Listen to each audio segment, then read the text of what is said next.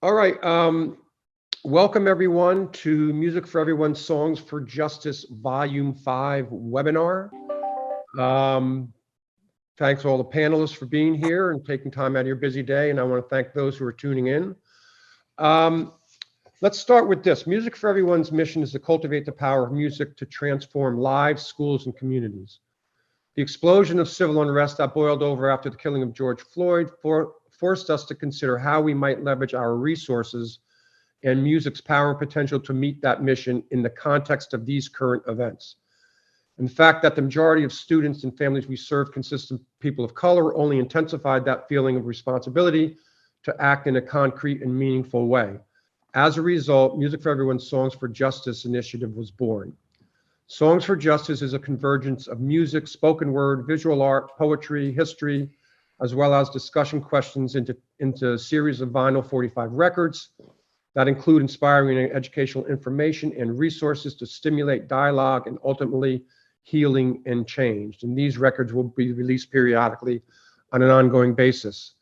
Each record will feature various leaders, events, narratives around an array of civil and human rights causes and issues. We hope that each of these records and the music, speeches, art, and information contained in them will provide context and insight to inspire you to reflect and act upon issues relating to justice and equality. Further, we hope you use them as a vehicle to engage others around these issues. Only until we become better educated, more willing to engage in honest dialogue, and commit to behavioral change can we move forward together in creating a more just and equitable society. So that's the narrative. That's why we did it. That's the story behind this project. Before we introduce the panelists and participants, we have to thank the sponsors, the Presser Foundation, Lancaster County Community Foundation, Benchmark Construction, and Listrak are the main sponsors. So with that said, let's introduce the panelists. First is Ian Sanchez, and Ian, he did the music on this on side A. He's a proud, colorful, non-binary, queer, and Latinx resident of Lancaster City. During their free time, Ian enjoys writing and recording music for their music project, Pink Eye.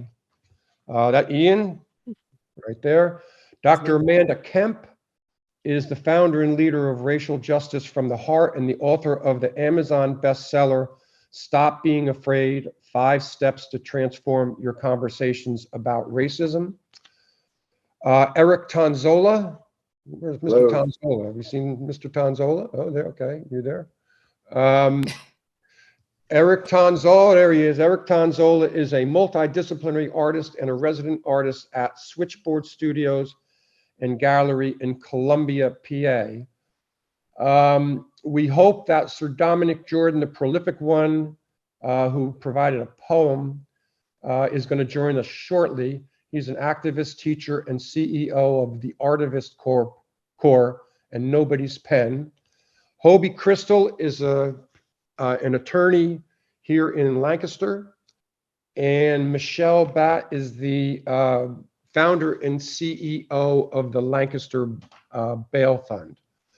So with the introductions out of the way, let's start with a question for Ian and Amanda and Eric and well, Dom, if he jumps in.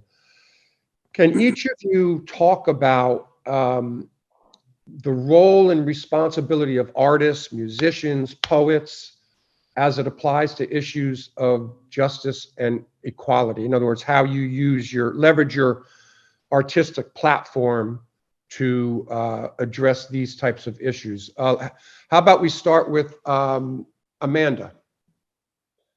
Great. Hey, everybody. I'm Amanda Aminata Soul Plant Walker Firewoman, and I'm glad to be here. Thanks, Ian, for the love.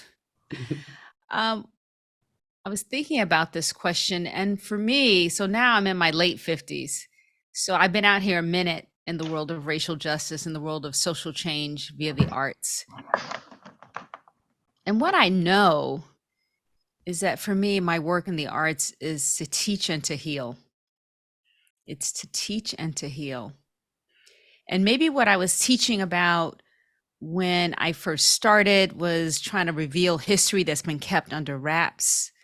Uh, been trying to show people how we have been colonized and marginalized.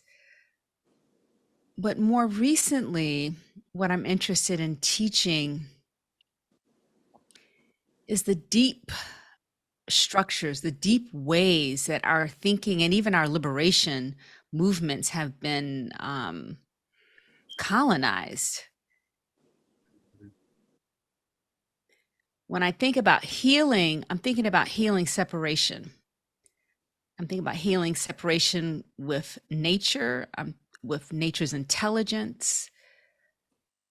Somehow we have adopted this view that we live in a hierarchy and that humans are at the top of the chain.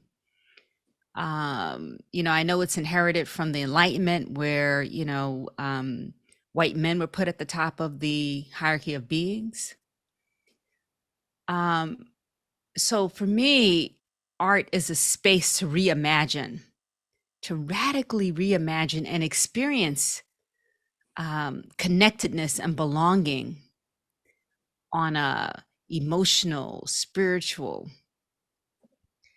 And when we do it on that level, emotionally and spiritually, we bring our bodies along. And the second thing I'll say, and then I'll stop here, is that the practice of art is embodied. I think the solution to getting out, and when I said deep structures, I meant like either or thinking or linear thinking. I think the way that we're going to get out of that kind of thinking about solutions and problems is to be radically inside of our bodies, to listen with all of our senses, not just our conscious, rational minds. So I'll stop there. Ian, how about you? Okay, yeah. So I thought about this for a while. And first of all, thank you for asking me that and just like caring about my opinion and my expertise, if I have any. But I think the role of the artist ultimately is up to the artist. The artist does what they do what they do for a reason, and we can't really define that for everybody. I think that ultimately art is just like another way to cope with being like a sentiment, alive human. Just like a billion other things that people do to cope, knitting or like going for a walk. For me personally, it's like my dharma. It's not something that I like woke up one day and I was like, it was just, I've always been singing, my family sings while cooking kind of thing. So yeah, it's just kind of like what I do. It's a safe space for me. For me, it's for expression. Expressing things that you can't really express with prose or in certain conversations, but with poetry I can express things that I normally wouldn't be able to. Part of the beauty with art is that you use sort of like illogical, nonsensical, abstract things to provide a really concise message that is actually pretty clear. So that's really, really, really my favorite part of art. So that's the expression part. There's also discovery, because then also, it's sort of a philosophical experience where I'm talking to the listener, I'm talking to myself, I'm asking questions, and I'm discovering things along the way. And not only through my own experiences, but through the way people respond. Maybe I wrote something and I thought it was going to be this way. And you know what? Somebody actually was like, this is what it actually means to me. And now that's informing me like how I can better like communicate moving forward. And then lastly, for me, I would say art is healing.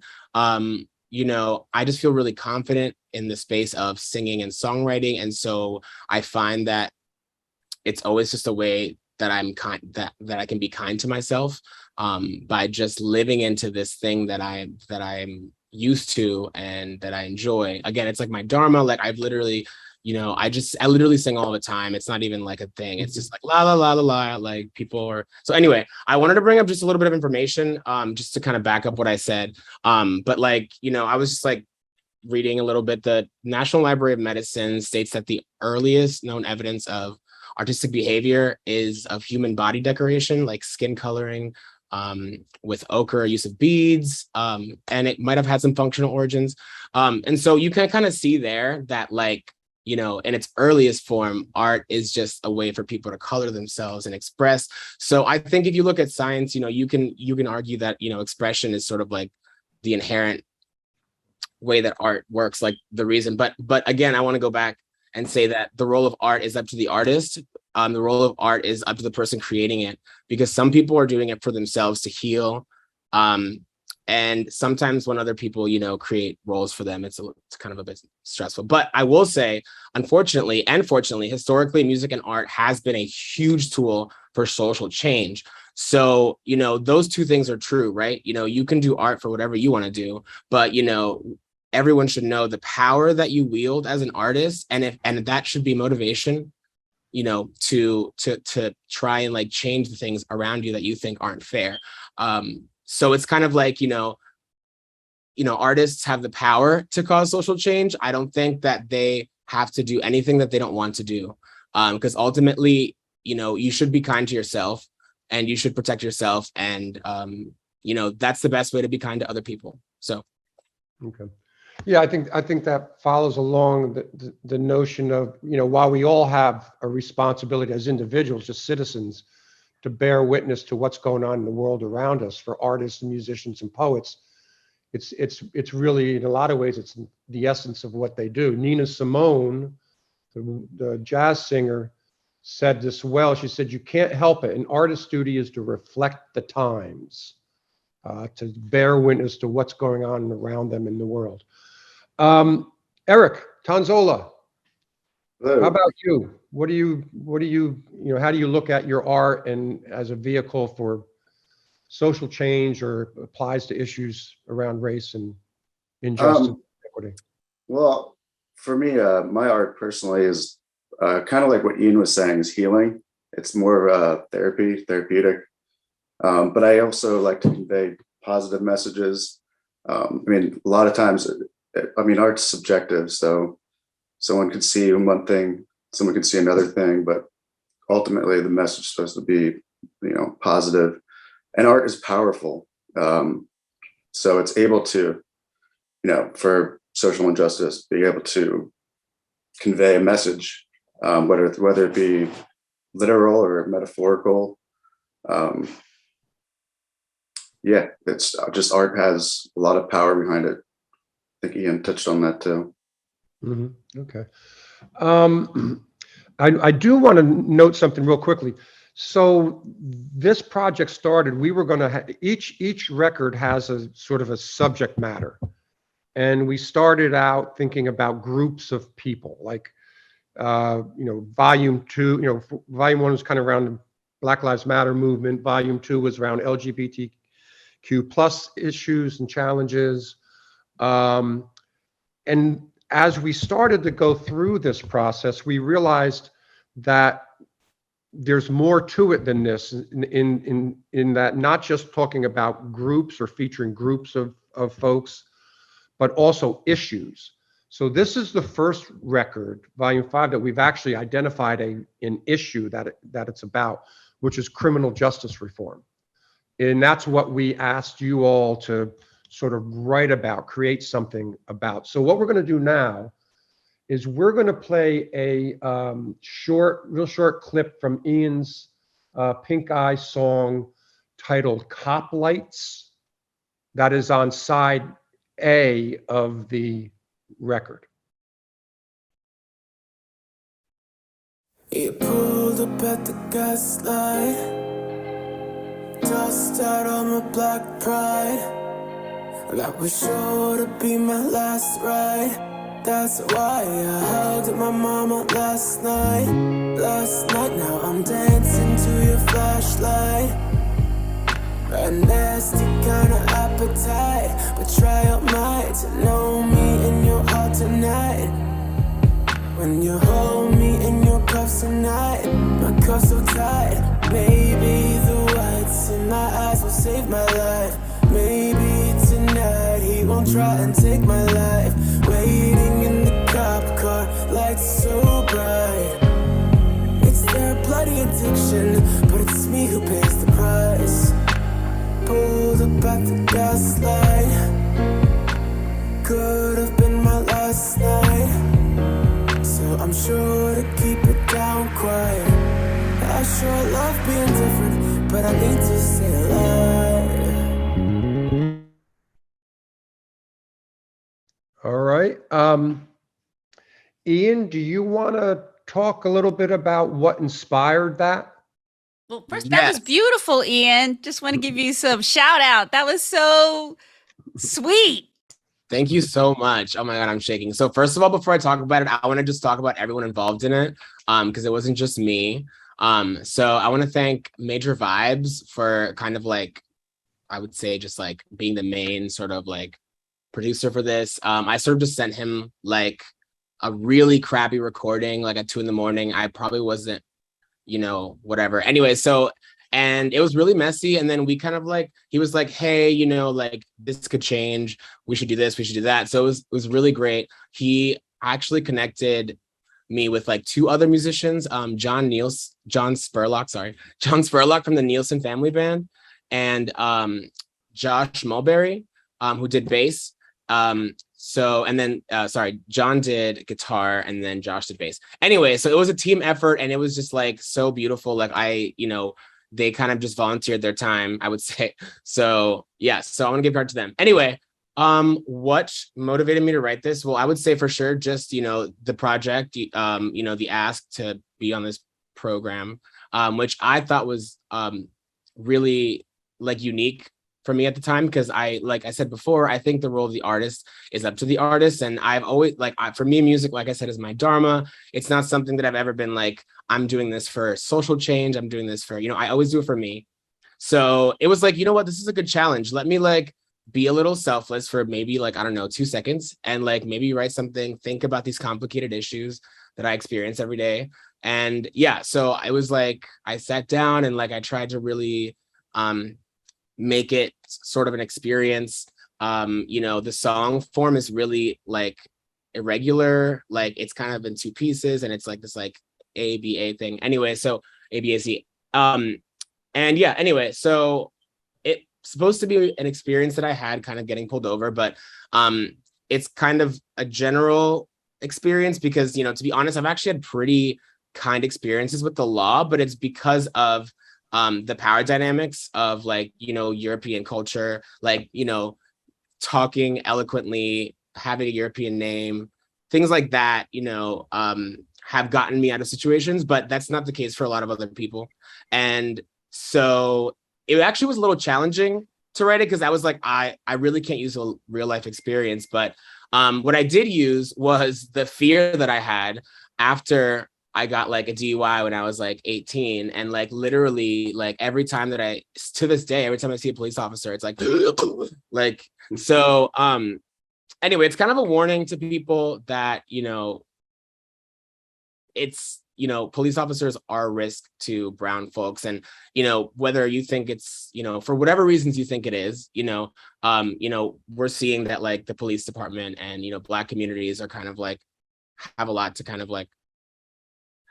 in between them, and yeah, could use a lot more connection. So anyway, I hope that answers the question. Honestly, like I'm still shaking from you playing the song because I get so nervous. So that I don't think any of that made sense. No, it made perfect sense. How about Eric? Yeah. Brendan, I'm sorry, my bad. No. First, let's go. We're going to play a short clip from Amanda and Michael's. Her husband, Dr. Michael Germanis, who is a world-class violinist, and he's also the director of our Music for Everyone after school and summer camp programs, and that's what he's doing right now, our summer camp. But they worked on this song on side B. It's more kind of like a spoken word piece with violin accompaniment, and they worked on it together, obviously. So, Brendan, can you play that? And it's titled Walking While Black.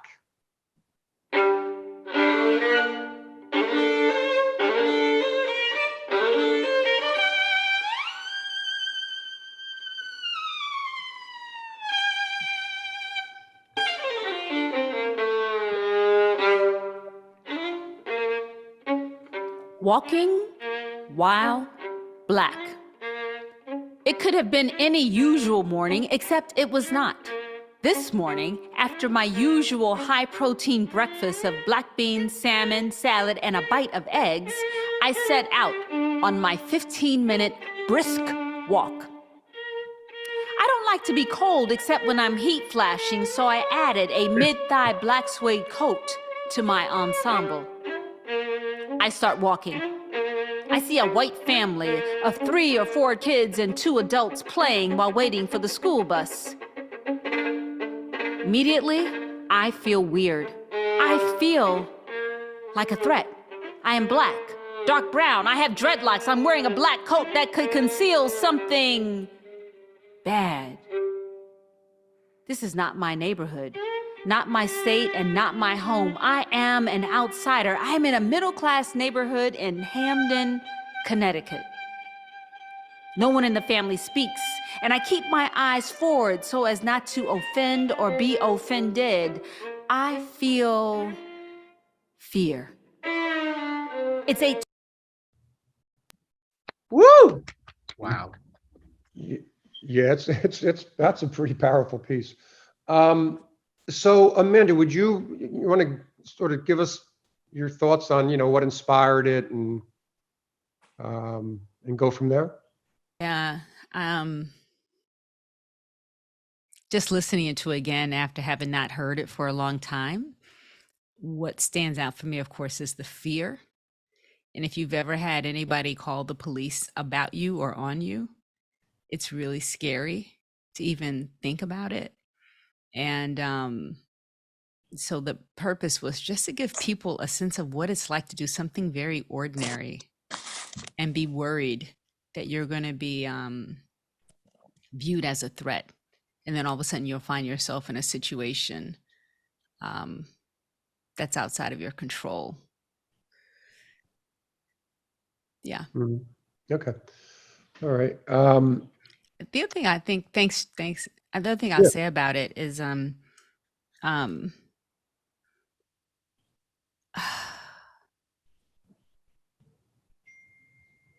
I feel like with Ian's piece, there's so much pleasure. I really loved it. And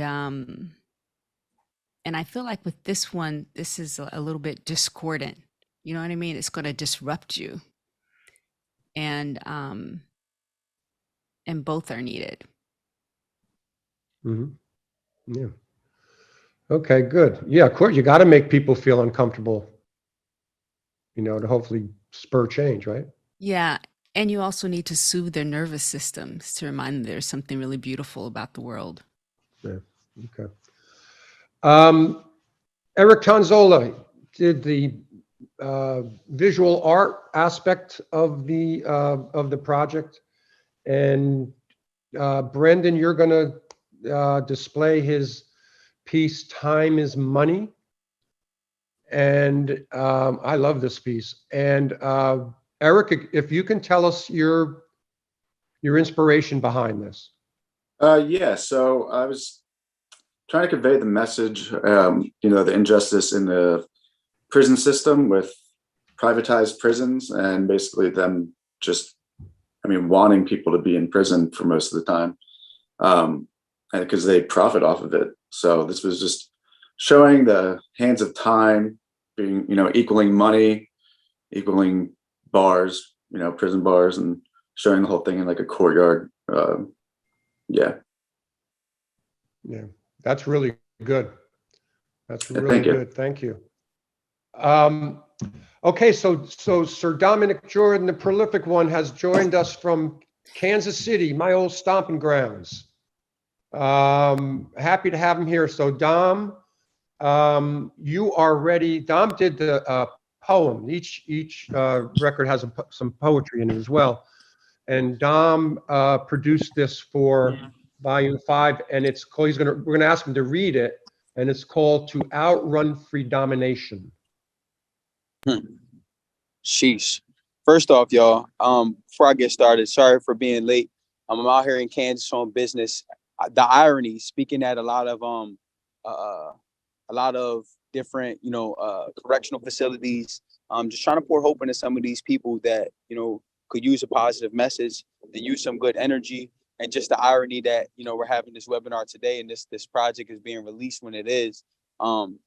There's people literally all over the world that are suffering from the hands of, you know, the evils of the criminal justice system. But in America specifically, like, guys, this is modern day slavery. You know, I had to correct a couple people at Juneteenth and just make sure that they knew, like, yeah, I guess it's a celebration, but it's also a very distinct reminder that the work is not even close to being finished. So I just want to commend everybody that's on the call.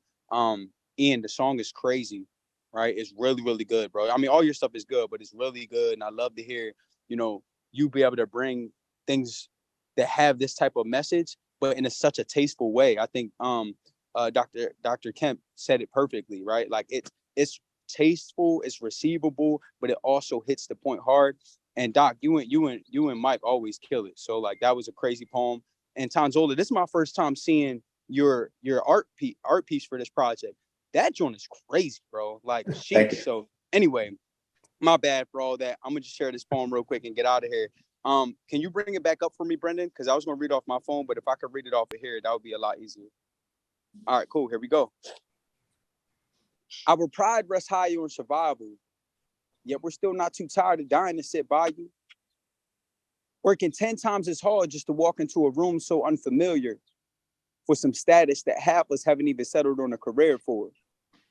Mr. Officer, we ain't scared no more because we know you're bold enough to shoot us on camera, then blame the character of another black or brown man rather than another trained policeman's tantrum.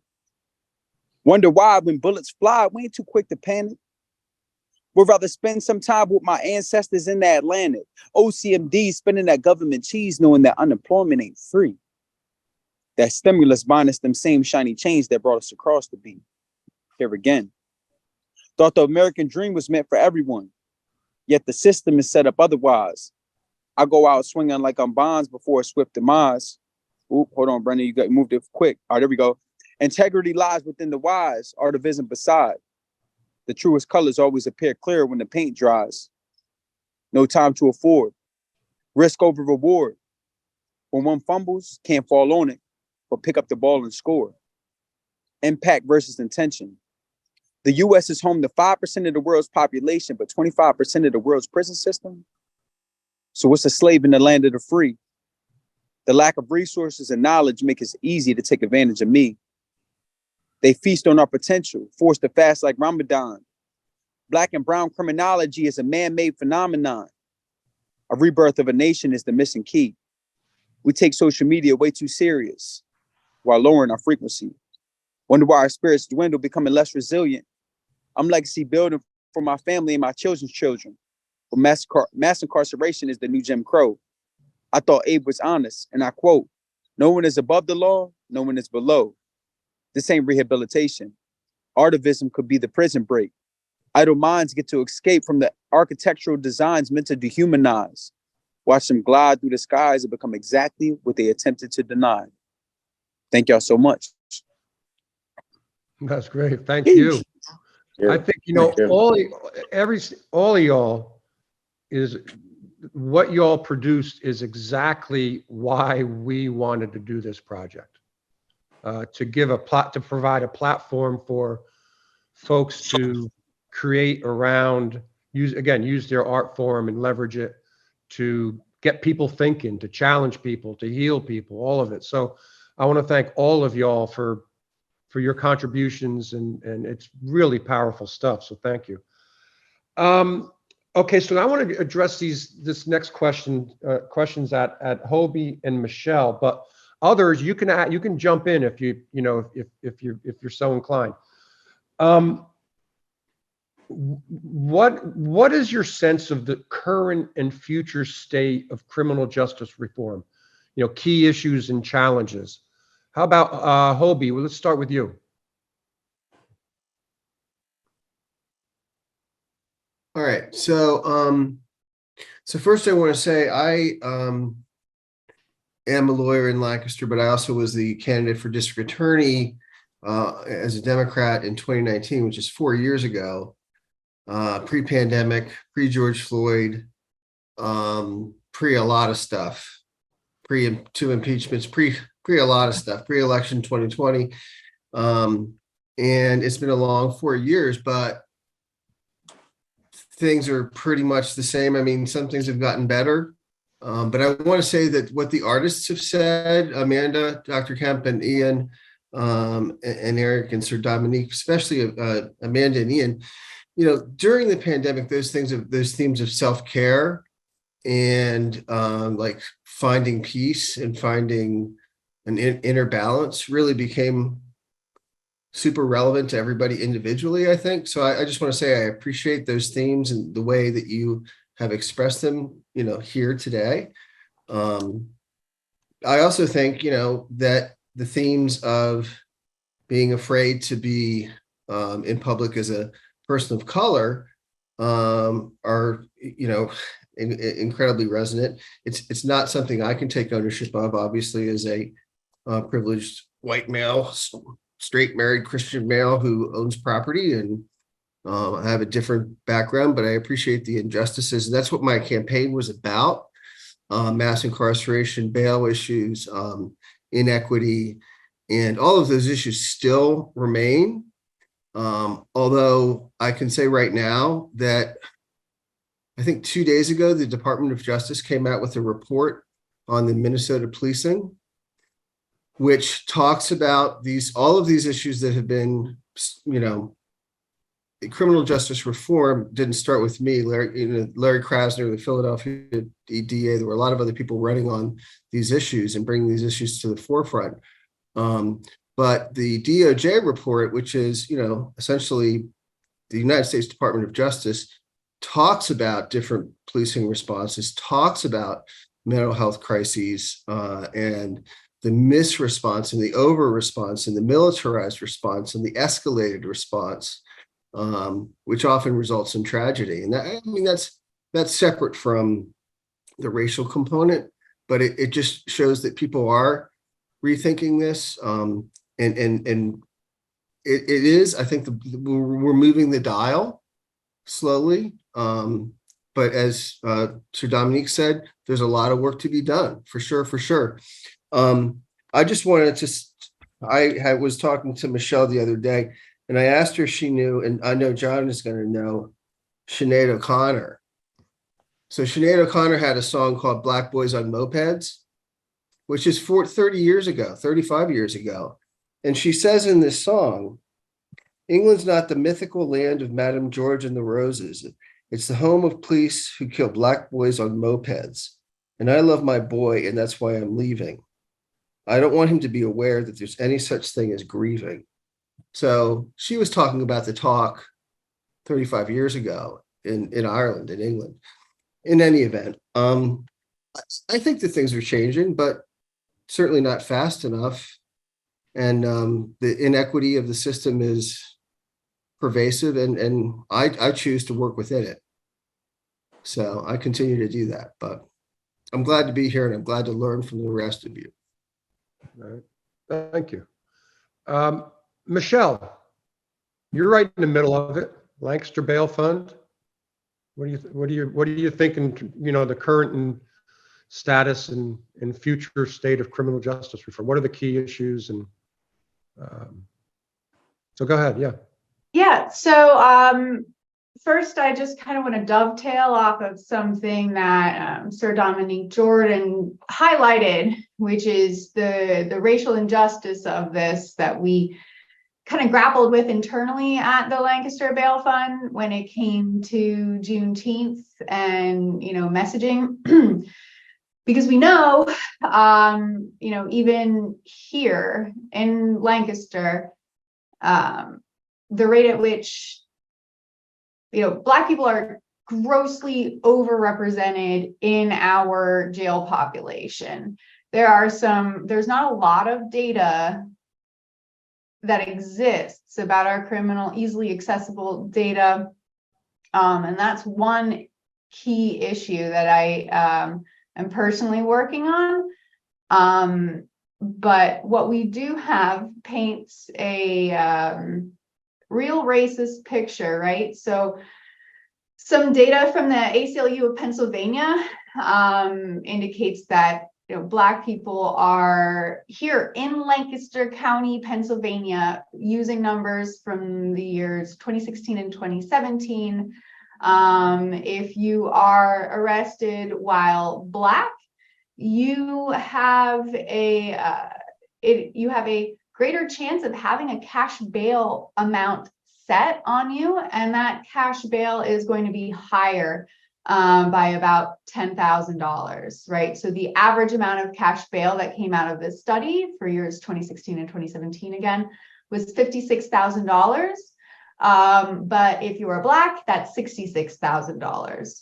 And Black people have cash bail set at a rate of 55%, whereas the generalized in Lancaster, that's 45%.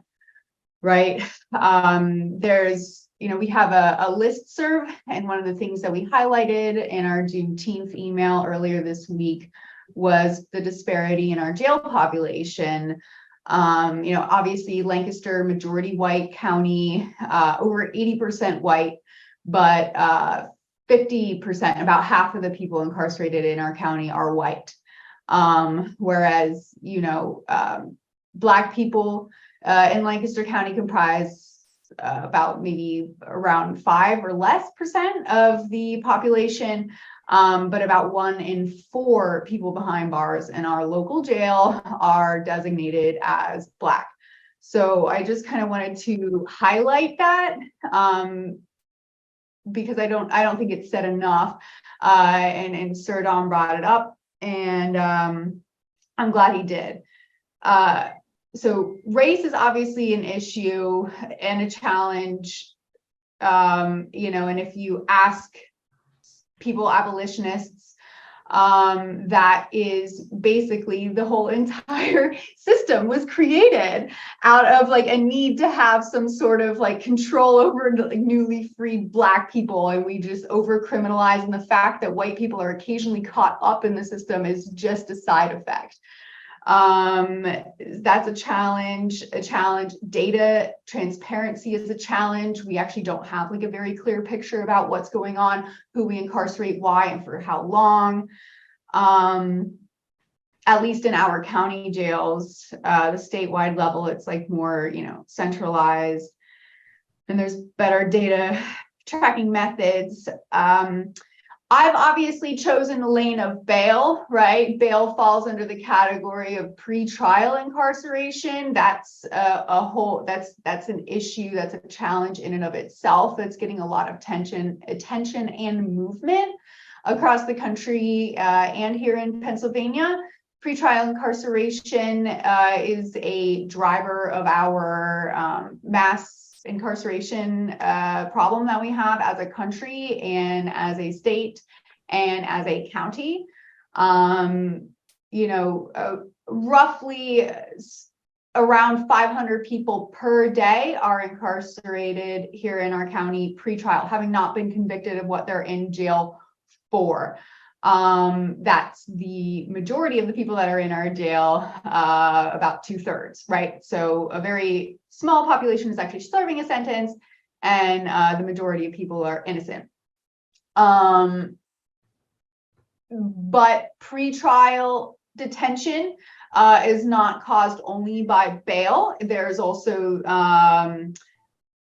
pretrial incarceration caused by probation and parole violation detainers, right? So if someone is incarcerated on bail, pleads guilty just to get out of jail and to go home at their first court appearance, which is very common, but now they're on probation, right?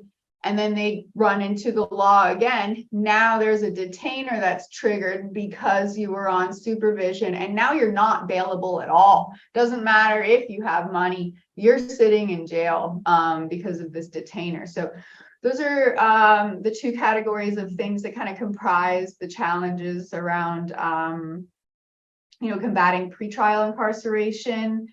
I would say that post-trial, there's a lot of issues to be worked on in criminal reform space in Pennsylvania.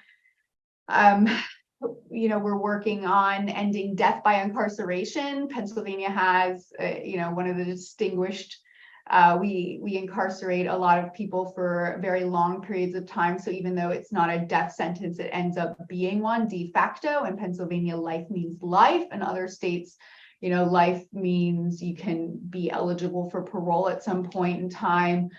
There are people working to increase the availability of expungements, right? You are marked by your conviction for the rest of your life, largely, with some very rare exceptions here in Pennsylvania. Fines, fees, costs, also something that can follow someone around for a very long time, if not their whole entire life. It's expensive to get arrested, which is what I, always used to tell my clients in my 7-year career as a public defender.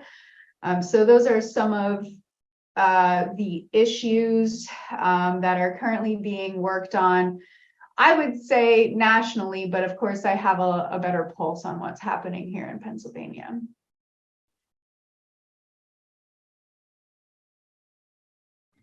Anybody else want to add anything to that? Any thoughts? I just want to say thanks for all that information. It's eye-opening. Yeah. Probably should have known that already.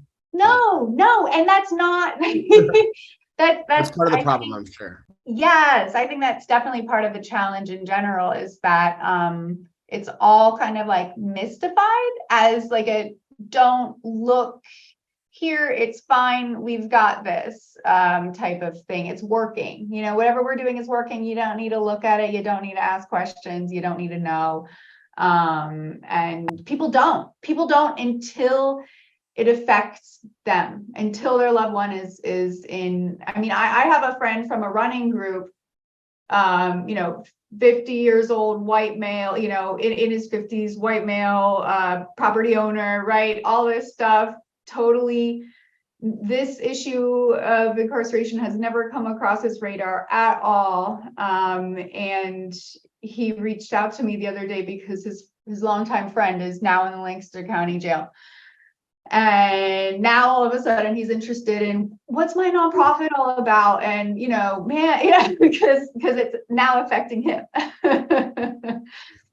How about suggestions for, what are some solutions or changes in the system? What are some basic changes in the system that might have a positive impact? I think data transparency is a thing. The ACLU study that was done on bail that I cited earlier was something that was undertaken privately. They actually had to purchase the data from the state of Pennsylvania in order to conduct this study. It is something that's like owned, but no one looks at it, right? The Lancaster County Prison actually just spent, the commissioners just spent $3 million of ARPA money, actually, the COVID relief funds that we received, so that the jail could get a better software for keeping track of data, in order to be able to have an aggregate macro level view of what it is that we're doing with this very expensive institution that we're running. So that's I don't think you can really have a lot of concrete answers without knowing what's going on. So that's first and foremost. But there are obviously, there's efforts, you go on our website, lancasterbailfund.org. There's a change.org petition with several kind of easy asks that we're making of the commissioners, of the county leaders, that we think would help lower the jail population. These are things that some of which we've done as a county before, when there was political will to decrease the jail population, right? 10 years ago, the jail was over capacity. So, that's a liability now. That threatens the wallet of, our pocket money as a county. And so there is political will to take certain actions that we've since ceased. There are tons of organizations, groups, people working on, you name it, all the issues that I talked about and more. I would say, you know, get out there, read, educate yourself, figure out where you can plug in. Because again, not a lot of people know about these issues. And I think that everyone has a sphere of influence. And, you know, that's partially why I'm doing what I'm doing, because my sphere of influence is this, you know, like this is all I can use is my law degree and my time and my energy and my reputation, right? That's what I have. So I'm just going to keep saying the same message over and over and over again and doing the work that I'm doing. But everyone has their skills and sphere of influences. With a little bit of education and a little bit of connectivity and growing your networks, you can plug into various efforts, because there's a lot of them happening across the state. My Gmail inbox is a nightmare, because that's what I did when I left the public defender's office. I went out and I tried to figure out what is going on in terms of reform efforts across the state that I could get involved in. Okay. Hobie, you might have some thoughts on this. What things in the future, what are, I mean, clearly transparency and education is a start. What do you think, Hobie? Other things we can do? Other changes in the system? Wait, you're muted.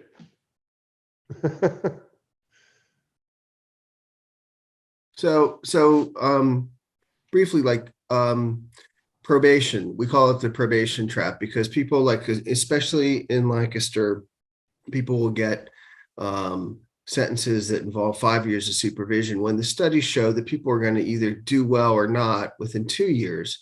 So over the 5-year period of time, somebody's going to mess up one way or the other, whether it's a substance use disorder problem, or they're relapsing, or they're having a domestic problem, or they're, you know, it's a DUI or something like that. And then all of a sudden they're back in jail and they start over again. So that's one thing that I think if everybody would minimize supervision, because 2 years is enough to show you can walk the walk. That's one thing. The second thing I think is that motor vehicle stops for traffic citations should be limited to that traffic citation and should not be allowed by statute to be leveraged into a full felony stop, that's a common tool that police officers will use. And the Department of Justice study that came out Tuesday talks about that as well. So you know, it's one of those things where escalation is it's kind of what the system is predicated upon. Like, you mess up, we're going to hurt you. You mess up again, we're going to hurt you double. And that's how people continue to be incarcerated. I had a guy, a probation violation yesterday, who's been in the system 31 years and he's 52. So, and he's just not good at following directions, but we don't need to lock him up. And he just got, 10 more months yesterday. So, I think redefining what misbehaviors are criminal and what misbehaviors are medical, I think that's key. I think, toning down police interaction and escalation through motor vehicle stops is another one. And I think limiting probation. Those are three things that, if we could do all three of those things, then it would be less burdensome on those who can least afford to be burdened by having to answer to somebody who can lock them up. So, okay. If I could dovetail on that real quick, because I was trying to be like hyper specific and get into the weeds. And of course, I'm like deep into the weeds on the issue of pretrial incarceration and bail and how all that is administered here in Lancaster County. But I think Hobie just touched on like the answer, honestly, to all of this is, and it goes back to art and artivism, and we have to reimagine what we want our community to look like, because I for one was born in a society where the police are the answer, right? We have to reimagine what it means have alternative solutions, right? It's terrible, but I used to joke as a public defender that the mental health and substance use disorder of my clients, was like guaranteed is job security, right? But I mean, because it's like that was 80-90% of a public defender, my docket as a public defender is just people in crises, one way or another. So what type of infrastructure do we want to invest in? And we are at a juncture right now as a county where we're talking about investing $164 million in building a new, bigger, in terms of like capacity to hold people, prison, right? We're not talking about investing $164 million in infrastructure to provide more, like greater access to like mental health or other health cares. Substance use disorder care, obviously, but also just like health care. And, so how much are the police involved? Why are they involved? The ACLU has pointed out that just over the last couple of decades, we have gone from having like a couple hundred criminal laws on the book to like thousands of criminal laws on the book. Every time there's a new instance of something happening, we legislate a new law. It's wrong to do this. It's wrong to do that. It's wrong to do this. It's wrong to do that. It's basically the only thing that's legal to do is like breathe air. Anything else that you do, you're like risking, violating the law in some way. And then you add that together with the fact that the enforcement of those laws is actually, it's left in the hands of police officers, right? Which we all know. There's a lot of room for human error and bias there. Okay, thank you. Michelle, tell us real quickly now. Now, one of the things that on each of these records, we identify a local nonprofit that's doing good work in this area. And that's why, and we, excited to have Lancaster Bail Fund to partner with on this. Tell me real quickly, what are some of the things you're doing, but also how people can help? Yes, thank you. And I'm honored to be a part of this, like really grateful. The Lancaster Bail Fund was my attempt. It's not only me. We're a registered 501c3. We have a board. I was not the only founder, but it is kind of my attempt to elevate an issue that was already important to community members. When I got out of the public defender's office and started going to meetings and figuring out what people cared about, bail was an issue that kept coming up. In my naivete, I thought, how hard could it be to raise a bunch of money and post bail, right? I didn't really realize how much was involved in running a nonprofit. However, here we are 2 years later, we have raised over $100,000. And we have actually, bail funds are revolving. That's the whole principle behind them, because it's when you go to court, you get the money back. That's how it's supposed to work. Doesn't work that way when you go through a bail bondsman. They're a privatized for-profit insurance producer. But if you have the cash, you put the cash up, it comes back. So we've actually, at this point, grown to the point where we've posted more money in bail than we've raised. So we're starting to see, the revolving nature of the fund. We have posted 34 bails for 34 people so far. The album cover art for this really resonates with me, because we've been trying to keep a track of how many days of incarceration we've saved. And of course you can't know that, because you can't see the future, and you can't know, okay, if this person were to have stayed in jail, how much longer would they have been incarcerated? But we use the next court date on the docket as a measure of this, and we've saved over a year, 367 days of incarceration. That's about cost savings to the county of about $45,000. So that's in a nutshell what we do. People can support the work. Obviously, we can't post bail without money. So donations are welcome. we have, even setting up like a $10 recurring donation per month is like super helpful, because that definitely adds up. And otherwise, I would say follow us. I know that sounds awful and generic and stupid, but that really is a way of like expanding my network, your network. We have a listserv, anytime that there's like an important meeting about the new jail coming up, we like to elevate that. Anytime there's, a community event, anything like that, please sign up for our listserv, follow us on the medias, and stay tuned. We're growing. This issue is very local, and we're following it. So, yeah. Yeah. Okay, good. Last question I want to ask. And this is open for everyone. Okay. There are many people out there who want to do the right thing, supporting the cause of social justice, criminal justice reform, equity. What would you say to challenge people to act upon rather than just simply talk about these issues? Any ideas on that? What would you say to people about this sort of stuff?